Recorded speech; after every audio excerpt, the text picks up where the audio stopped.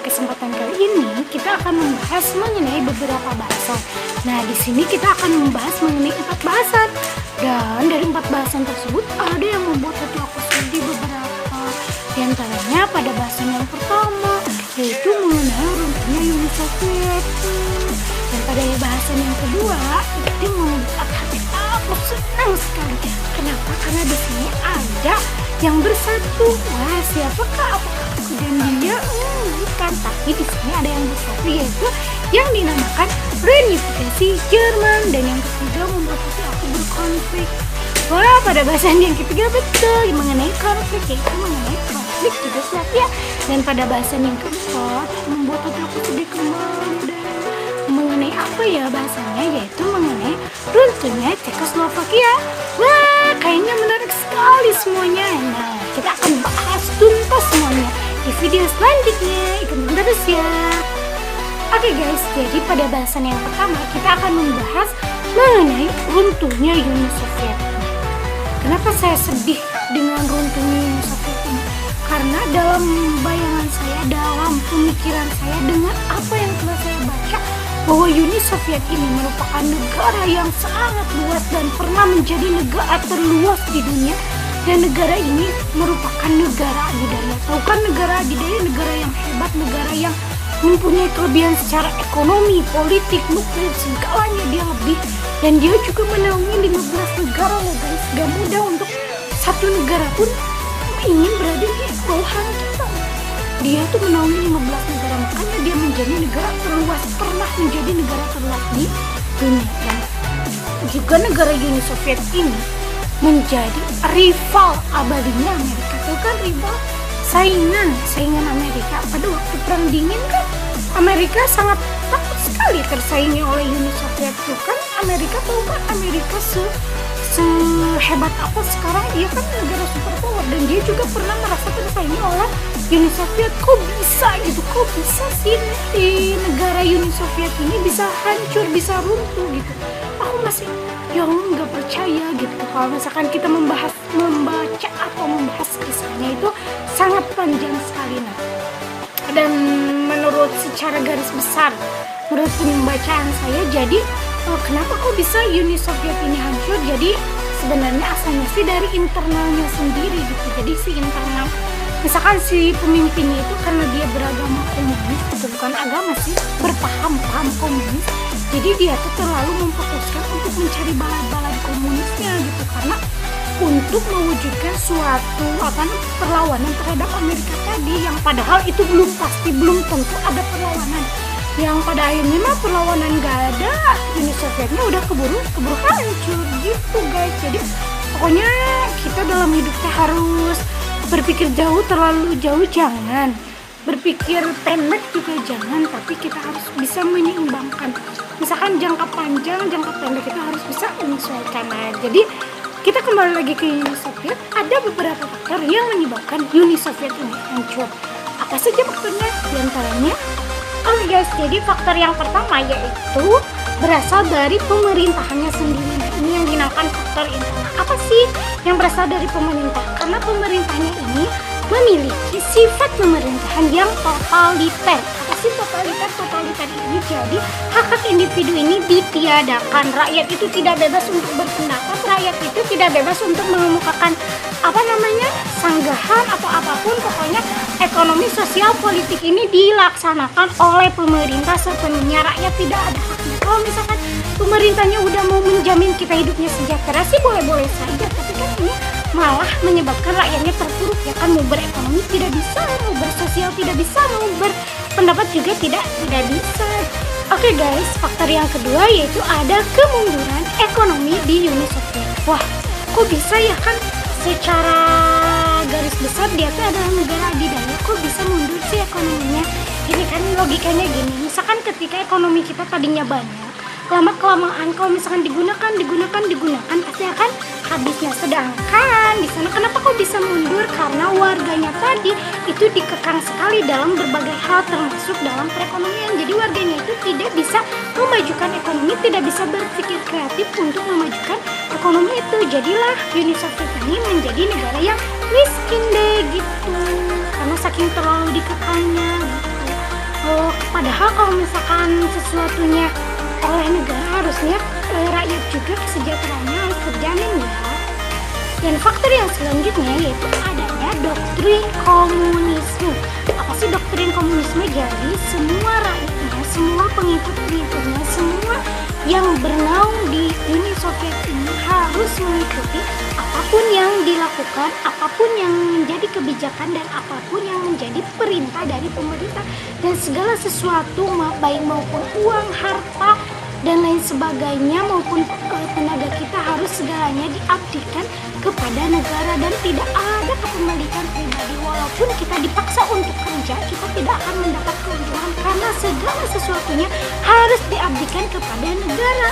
Dan mungkin itulah yang menjadi salah satu faktor kemunduran ekonominya juga. Karena kan kalau misalkan kita pasti kalau kerja mau untung mau mendapatkan hasil untuk membiayai keluarga dan lain sebagainya. Sedangkan di komunis tidak ada hak kepemilikan pribadi. Segalanya harus diserahkan kepada negara, kepentingan bersama yang diutamakan gitu guys. Oke guys, faktor yang selanjutnya yaitu berkembangnya teknologi informasi di kalangan Uni Soviet atau di kalangan rakyat Uni Soviet. Jadi gini guys, seperti yang kita ketahui, seperti yang kita rasakan, bahwa teknologi informasi ini sangat mempermudah kita untuk mengetahui apapun yang ada di dunia ini, tidak hanya di Indonesia. Jadi tinggal kita ketik di Google apa yang ingin kita tahu, semuanya ada kan? Nah, seperti itu. Seperti itulah yang dirasakan Uni Soviet pada waktu itu. Rakyatnya, itu bukan pemerintahannya ya. Pemerintahan mah sibuk mereka mah mengurusi mengurusi menyebarkan komunisme ke Eropa Timur sana, sehingga mereka melupakan masalah-masalah yang ada di Uni Soviet tadi, seperti yang masalah ekonomi, seperti yang masalah mereka jatuh miskin dan lain sebagainya. Itu mereka lupakan gitu karena mereka terlalu sibuk takut Amerika sebetulnya takut. Nah, mereka mempersiapkan untuk itu, tapi padahal mereka tidak tahu bahwa negara mereka sendiri, bahwa apa yang sudah mereka miliki, 15 negara yang sudah ada di dalam tangannya, mereka tidak urus, dan mereka hanya memanfaatkan negara-negara itu untuk kepentingan mereka sendiri. Untuk pemerintahan Uni Soviet, mereka tidak urus, tidak mempedulikan ekonominya, tidak mempedulikan apanya, sehingga ketika mereka mengenal teknologi informasi bahwa mereka sudah dibodoh-bodohi oleh Uni Soviet, sudah dimanfaatkan, sudah dijadikan sapi perah dengan ajaran komunismenya, dengan paham komunismenya, dengan tidak boleh kita apa-apa, harus segala sesuatu oleh negara, hak pribadi ditiadakan, sehingga akhirnya setelah mereka mengetahui teknologi informasi, mereka berontak, dan mereka ingin memisahkan diri dari Uni Soviet karena saya tidak mau hak saya diambil. Cukup saya bodoh sekian lama ini. Karena muncul gerakan-gerakan separatisme, ide-ide separatisme ingin memisahkan diri dari Uni Soviet. Mereka mah terlalu fokus, mereka mah biasa-biasa saja, mereka masih mengurusi penyebaran komunisme, memperbanyak pasukan tanpa mengetahui yang ada di dalam lingkungannya, yang sudah menjadi anggota keluarganya itu tidak terurus gitu. Sehingga ketika mengenal teknologi informasi, mereka memanfaatkannya dengan cara cerdas. Mereka mengetahui bahwa banyak sekali dunia negara-negara di dunia ini yang lebih maju, yang lebih sejahtera, sehingga mereka berontak ingin memisahkan diri dari Uni Soviet. Sehingga itulah salah satu faktor yang menyebabkan runtuhnya Uni Soviet. Mereka tidak peduli dengan negara-negara yang di bawahnya, rakyatnya. Mereka terlalu sibuk mempersiapkan persaingan dengan Amerika, sehingga mereka melupakan bahwa dalam negara ini terjadi masalah yang internal dan berbahaya terhadap kemakmuran negara. Faktor yang selanjutnya yaitu berasal dari pemimpinnya sendiri. Siapa ya pemimpin yang menyebabkan huru-hara? Siapa sih pemimpin yang malah mengantarkan Uni Soviet ini ke gerbang keruntuhan? Dia tersangkanya adalah Mikhail Gorbachev. Tapi sebenarnya sih guys, kalau kita berpikir jernih, sebenarnya Gorbachev ini termasuk pahlawan sih, tapi pahlawannya kesiangan gitu. Seharusnya Gorbachev ini sudah dari awal diangkat menjadi presidennya, namun ya mungkin karena takdir dia itu diangkatnya di akhir, jadi menjadi pahlawan kesiangan. Sehingga setelah dia menjadi presiden, pasti seorang presiden ingin memperbaiki negaranya, karena dia dulunya adalah pengamat dari Uni Soviet ini. Dia mengetahui apa sih yang menjadi konflik internal, apa sih yang mengancam ini negara. Dia udah tahu salah satunya adalah ketidakbebasan dan juga komunisme tadi, pokoknya segala sesuatu kita harus untuk negara sehingga untuk hak pribadi ditiadakan. Itulah dia sudah mengetahui konfliknya, sudah mengetahui permasalahannya, hingga padanya dia mengeluarkan kebijakan yaitu dengan keterbukaan dan demokratis. Bahkan demokratis dari rakyat oleh rakyat dan untuk rakyat. Nah, dan keterbukaan tadi, jadi segalanya terbuka, konflik terbuka. Karena di Uni Soviet ini, pihak di Uni Soviet ini banyak etnis yang tadinya konfliknya berada di terpendam, yang tadinya konfliknya terpendam. Ketika diterapkan kebijakan keterbukaan, hingga muncullah semua konflik, booming semua konflik antar etnis ini dengan ini, etnis ini dengan ini, semuanya berkonflik karena merasa dirinya paling benar, merasa dirinya lebih baik. Sehingga Gorbachev malah kaget, kok bisa ya malah jadi seperti ini, yang diperkirakan ini akan memperbaiki malah menimbulkan suatu konflik baru gitu, malah menimbulkan huru-hara, malah menimbulkan perpecahan di mana-mana gitu. Hingga pada akhirnya karena Gorbachev mikir ini sudah tidak benar, hingga pada akhirnya Gorbachev menyerah, bisa dikatakan dengan menyerah. Dia mundur dari kursi kepresidenan, dan dengan mundurnya Gorbachev dari kursi kepresidenan itu juga menandai berakhirnya negara Uni Soviet, karena Gorbachev kan pemimpin. Itulah salah sendiri kenapa dari awal Uni Soviet ini menerapkan kebijakan yang totaliter, komunisme. Itulah salah satu suatu ancaman, atau itu sebagai virus. Pokoknya kalau komunisme ya, kalau misalnya komunisme itu menjadi suatu virus untuk menghancurkan dirinya sendiri. Karena kan semua orang itu ingin kebebasan, semua orang itu punya hak pribadi, semua orang itu bebas tuh dengan dirinya asal tidak melanggar hak orang lain. Sama dengan kalau kita dikekang, kita tuh sama dengan hak asasi manusianya itu dirampas gitu. Jadi ya itu sehingga menyebabkan negara sebesar Uni Soviet ini juga hancur. Bahkan dia tuh negara adidaya yang tadinya ekonominya banyak, militernya, politiknya itu sangat kuat dan lain sebagainya. Hingga pada akhirnya dengan komunisme, dengan totaliter, akhirnya hancur kan. Karena kalau misalkan diibaratkan kayak kalau di Sunda marah kedorong gitu komunisme kayak. Jadi kenapa sih kok hak pribadi kita kenapa harus diabdikan semuanya kepada negara? Boleh kita mencintai negara kita, nasionalisme kita tinggi boleh, tapi untuk hak pribadi seperti berpendapat, berekonomi kan itu untuk pribadi gitu. Kalau misalkan kita tidak suka dengan kebijakan pemerintah, kita boleh kritik dong. Misalkan tidak sesuai dengan rakyat, bisa jadi kebijakan itu malah menyengsarakan gitu, jangan malah memaksakan kehendak gitu. Pokoknya semoga di Indonesia tidak ada komunisme, takutnya. Kenapa? Komunisme sangat dilarang gitu, tadi bisa menghancurkan negaranya sendiri. Di Indonesia aja, sebesar di Indonesia aja bisa hancur, apalagi negara kita yang masih berkembang. Oke guys, dan ada satu faktor lagi nih yang menyebabkan Uni Soviet ini runtuh. Apa sih faktornya? Yaitu bubarnya Pakta Warsawa. Kalian tahu nggak sih apa Pakta Warsawa? Jadi Pakta Warsawa itu perjanjian, persahabatan, kerjasama, bantuan. Nah, blok timur di Eropa Timur bila mana nantinya ada serangan dari aliansi NATO gitu.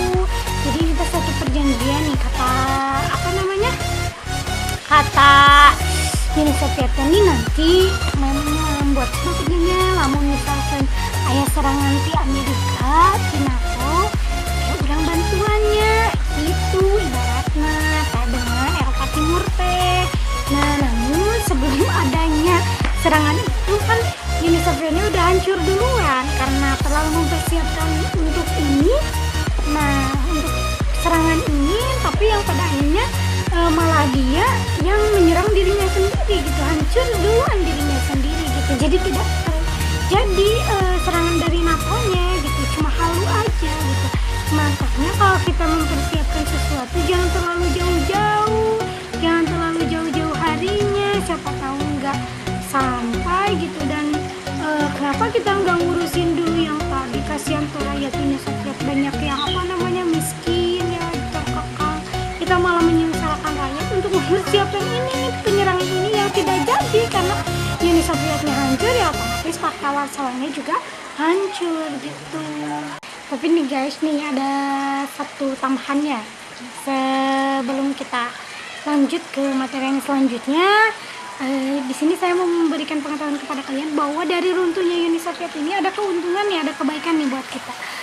Bukannya alhamdulillah gitu ya runtuhnya Uni Soviet, tapi ya kalau menimbulkan satu kebaikan ya kita bersyukur alhamdulillah gitu. Tapi jadi saya nggak jadi sedihnya, tapi ya sedih juga sih negara sebesar Uni Soviet kok bisa runtuh. Tapi ada kebaikannya yang saya syukuri, diantaranya yang pertama tidak jadinya Perang Dunia Ketiga. Kekhawatiran masyarakat seluruh dunia akan Perang Dunia Ketiga ini hilang gitu, jadi tidak jadi. Alhamdulillah Uni Soviet runtuh gitu kan.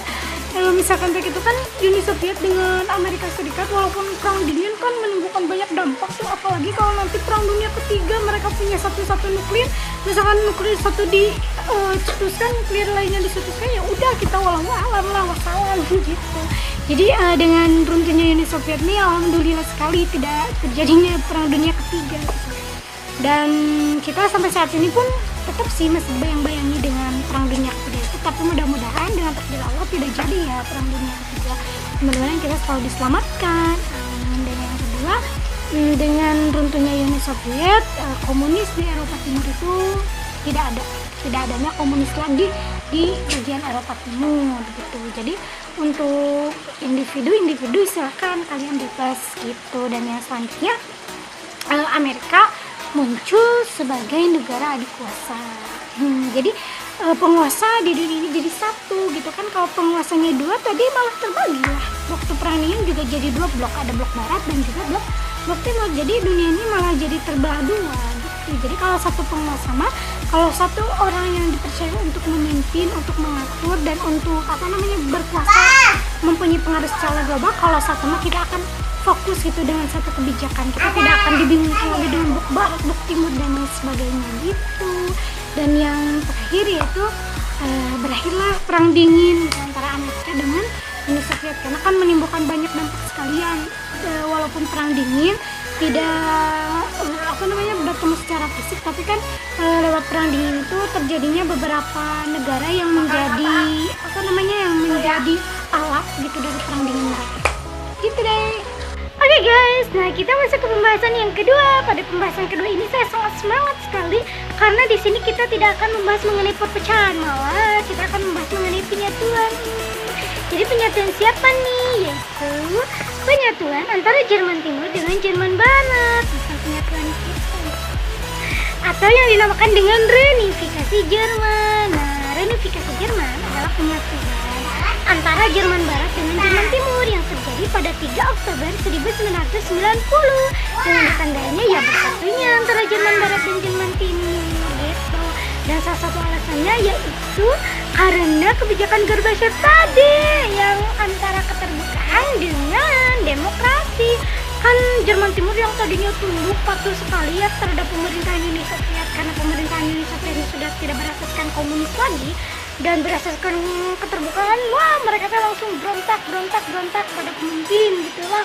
Kenapa kok di sana mau gini dikekang segala macam gitu ya, langsung berontak ingin memisahkan diri. Deh akhirnya terjadilah gerakan separatisme yang pada akhirnya pemimpin Jerman Timur turun dan kabinet-kabinetnya turun karena kan Uni Sovietnya juga udah hancur gitu. Hingga pada akhirnya juru bicara dari Jerman Timur ini mengumumkan bahwa tidak ada lagi restriksi perjalanan ke Jerman Barat, sehingga mereka sangat senang sekali karena udah bebas gitu, mau ke Jerman Barat juga bebas.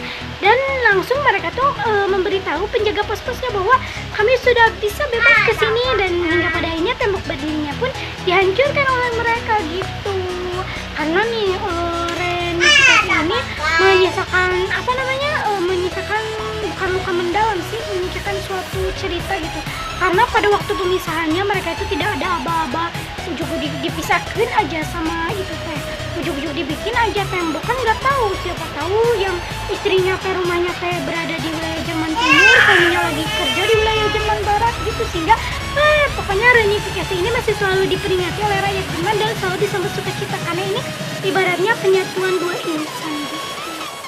Selain cerita singkat yang saya tadi jelaskan, ada beberapa faktor juga sih yang melatar belakangi penyatuan kembali antara Jerman Barat dan Jerman Timur.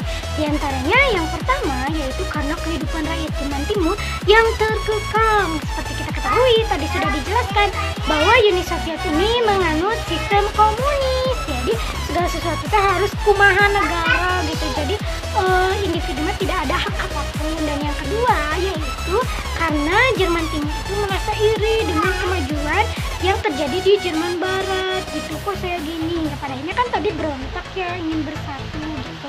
Dan yang selanjutnya karena tadi kebijakan si Gorbachev tadi yang menimbulkan huru hara gitu. Nggak padanya ya ada kebaikan juga nih untuk Jerman, sehingga mereka bisa bersatu deh. Kalau misalkan si Gorbachev tidak ini, mereka udah hancur, konfliknya tidak diterbukakan ya terus akan menjadi konflik yang intens terus di dalam yang mengulip kalau kata Sudirman. Yang terakhir dengan diruntuhkannya tembok Berlin, karena kan tembok Berlin juga yang menjadi petana pemisah dan tembok Berlinnya tidak ada dan ini menjadi tanda pemersatu gitu. Dan setelah terjadi beberapa faktor yang mendorong gitu hingga akhirnya petinggi-petinggi Jerman Barat dan Jerman Timur ini melakukan perundingan terlebih dahulu hingga pada akhirnya menimbulkan suatu perjanjian persatuan antara Jerman Barat dan Jerman Timur yang ditandatangani pada 31 Agustus 1990 dan perjanjian penyelesaian akhir persatuannya ditandatangani pada 12 September 1990 sehingga resmilah Jerman menjadi kedaulatan Jerman dan tidak ada lagi Jerman Barat dan Jerman Timur. Oke, nah pada pembahasan yang selanjutnya kita masuk ke pembahasan yang ketiga yaitu mengenai konflik yang terjadi di Yugoslavia. Nah, konflik yang terjadi di Yugoslavia ini merupakan konflik yang terjadi antar etnis. Biasalah kalau konflik antar etnis itu, jadi etnis ini merasa lebih baik dari etnis yang lain. Nah, dan di Indonesia pun banyak sekali etnis ya, tapi alhamdulillah tidak sering terjadi konflik-konflik.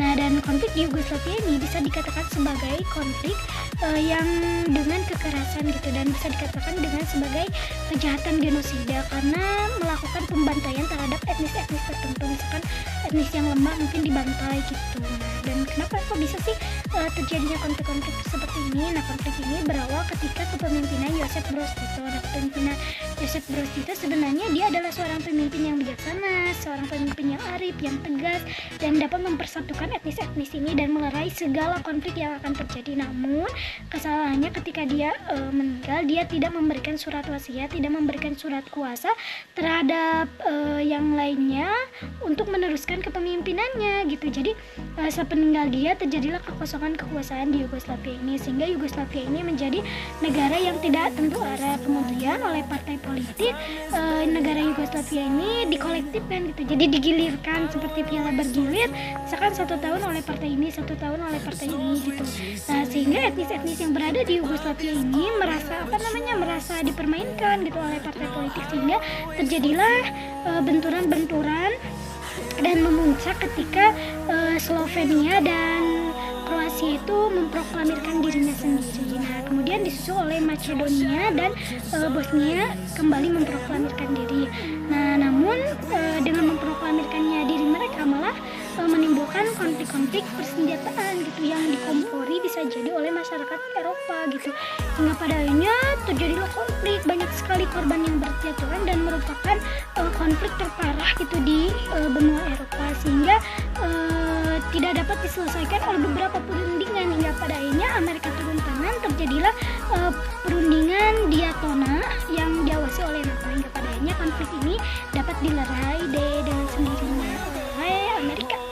Oke guys, nah kita ketemu di pembahasan yang terakhir, yaitu pembahasan yang keempat mengenai runtuhnya negara Cekoslovakia. Nah, jadi bagaimana sih proses runtuhnya negara Cekoslovakia? Mengenai Cekoslovakia, nah Cekoslovakia merupakan negara satu kesatuan yang berasal dari Eropa Tengah yang kemudian terpecahlah menjadi dua, ada negara Ceko dan ada negara Slovakia. Perlu kalian ketahui bahwa negara Cekoslovakia ini berpisah secara baik-baik dan berpisah secara damai, tidak menimbulkan pertumpahan darah, berbeda dengan negara Yugoslavia yang menimbulkan huru-hara di mana-mana, konflik dan pertumpahan darah bukan lagi ya. Dan Cekoslovakia ini merupakan negara pecahan dari Austria-Hungaria karena Austria-Hungaria ini kalah ya di Perang Dunia Pertama, hingga sekutu memecahnya lah menjadi negara-negara kecil. Ya, salah satunya ada negara Cekoslovakia. Negara Cekoslovakia ini berkiblat kepada blok timur, yaitu blok Uni Soviet yang menganut sistem komunis. Nah, pada awalnya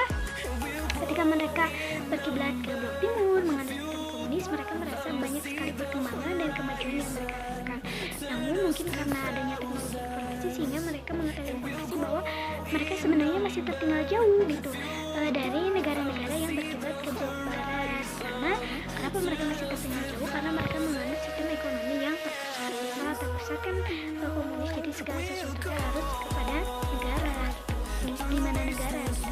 Nah, karena akan hal itu hingga akhirnya mereka melakukan tuntutan untuk melakukan reformasi dengan berbagai tekanan dan berbagai ucapan dengan berbagai paksaan kepada pemerintah, hingga pada akhirnya pemerintah menuruti dan melunak untuk melakukan reformasi, melakukan koalisi oposisi non komunis. Nah, perubahan dari komunis ke non komunis atau bisa dikatakan dengan demokrasi disebut dengan revolusi Bludru. Nah, namun setelah Cekoslovakia ini di dalam tubuhnya itu ada demokrasi, bukan malah menimbulkan sesuatu yang baik, malah menimbulkan suatu sentimen nasionalisme. Padanya menimbulkan beberapa faktor untuk akhirnya mereka berpisah menjadi dua negara, ada negara Ceko dan Slovakia.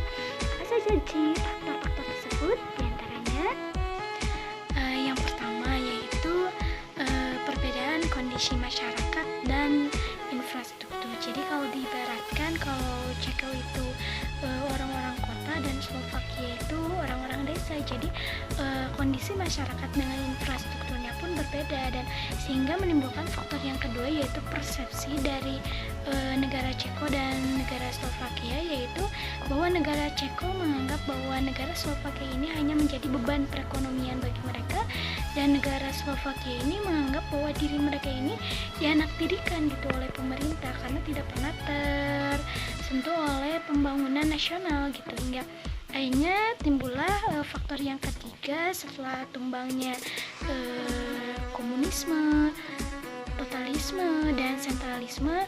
Nah, pada akhirnya mereka untuk sepakat, ya udahlah mungkin sebaiknya kita kaum masing-masing akan lebih baik. Hingga padanya mereka memproklamirkan dirilah masing-masing, sehingga setelah mereka dapat mencapai kemerdekaan masing-masing, memproklamirkan diri masing-masing dengan kesepakatan yang damai dan hasil dari kesepakatan bersama, hingga pada akhirnya mereka membuat mata uang sendiri, membuat bendera sendiri, membangun negara sendiri.